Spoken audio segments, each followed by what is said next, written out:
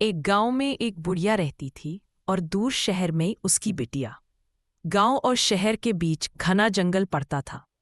जंगल में बड़े खतरनाक जानवर थे। एक बार बुढ़िया की बेटी ने अपनी माँ को अपने साथ रहने का कुछ दिनों का बुलावा भेजा। बुढ़िया भी बहुत दिनों से उससे मिली नहीं थी, सो खबर सुनकर खुश हो गई। उसने बेटी के पसंद के खूब सारे पकवान बनाए और तरह तरह की चीजें इकट्ठी करके चलने की तैयारी कर ली। चलते चलते रास्ते में उसे शेर मिला। शेर दहाड़कर बोला, ए बुढ़िया, कहाँ चली? मुझे कई दिनों से कोई शिकार नहीं मिला, मैं तो तेरे को खाऊंगा। बुढ़िया मुस्कराकर बोली, अभी क्या, पहले अपनी बेटी से तो मिलाऊं, खा पीकर मोटी ताजी होकर आऊंगी, तब खाना। शेर बोला, अच्छा ऐसी बात है तो ठीक है, लेकिन जल्दी आना। बुढ़िया आगे चली तो उसे भेड़िया मिला। भेड़िया गुर्राकर बोला, बुढ़िया बुढ़िया, कहाँ चली? मुझे जोर की भूख लगी है, मैं तेरे को खाऊंगा। बुढ़िया बड़े आराम से बोली, क्या मुझ दुबली पतली को खाएगा? पहले अपनी बिटिया से मिलाऊं, वहां खूब माल मसाला खाकर मोटी ताजी होकर आऊंगी, तब खा लेना।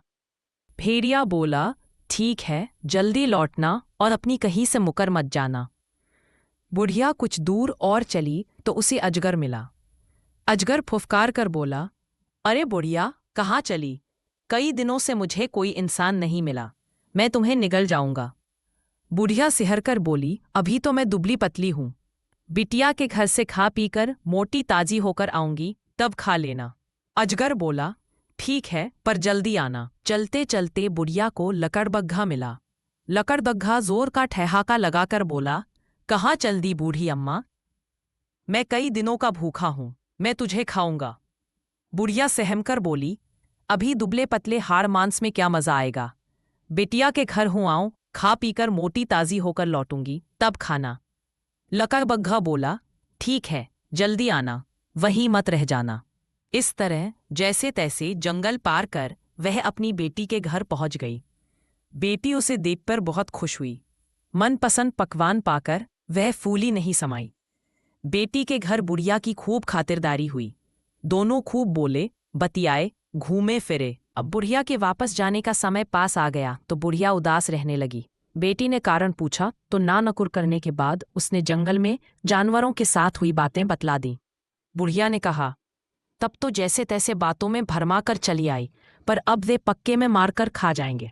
बेटी बहुत समझदार थी, उसने कहा, माँ बिल्कुल चिंता मत करो, मैं सब इंतजाम कर दूंगी, जैसा बताती हो वैसा करना। बेटी ने एक खूब बड़ा सा मटका मंगवाया। उसमें खाने पीने का सामान रखकर बुढ़िया को बिठाल दिया। मटके के मुंह पर पतला कपड़ा बांध दिया और समझा बुझाकर मटके को जंगल के रास्ते पर लुढ़का दिया। बुढ़िया अंदर बैठी मटके को लुढ़काती जाती और बोलती जाती, चल मेरे मटके, तम्मक तू, और मटका आगे लुढ़कता जाता। जंगल में घुसते ही लकड़बग्घा मिल गया। वह इंतजार में बैठा था। उसने मटके से पूछा, मटके मटके, क्या तुमने एक मोटी ताजी बुढ़िया को देखा है? अंदर से बुढ़िया ने डांट कर बोला, कहाँ की बुढ़िया, कहाँ का तू? चल मेरे मटके टम्मक तू, और जल्दी से मटके को आगे लुढ़का दिया। लकड़बग्घे को आवाज कुछ जानी पहचानी लगी।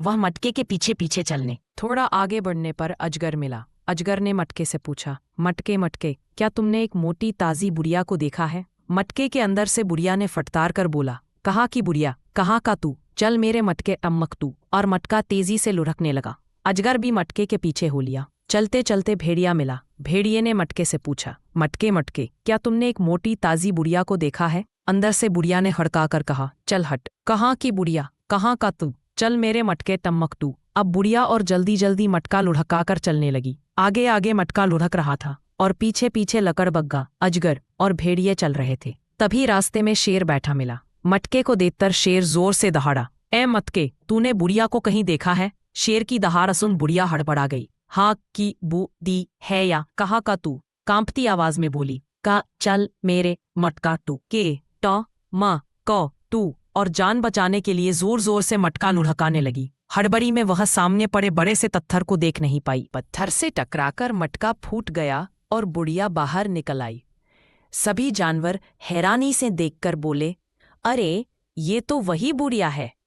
पहले तो बुढ़िया थोड़ा घबराई, फिर जोर से बोली, देखो, अगर मेरे को खाना चाहते हो तो तुम सब सामने आकर बैठ जाओ। सभी जानवर खुश होकर सामने बैठ गए।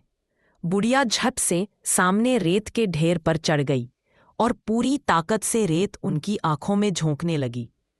उड़ उड़कर रेत उनकी आंखों में भर गई और उनको दिखना बंद हो गया। यहाँ सभी जानवर अपनी आंखें मलने में लगे थे, तब तक दौड़कर के बुढ़िया अपने घर में घुस गई।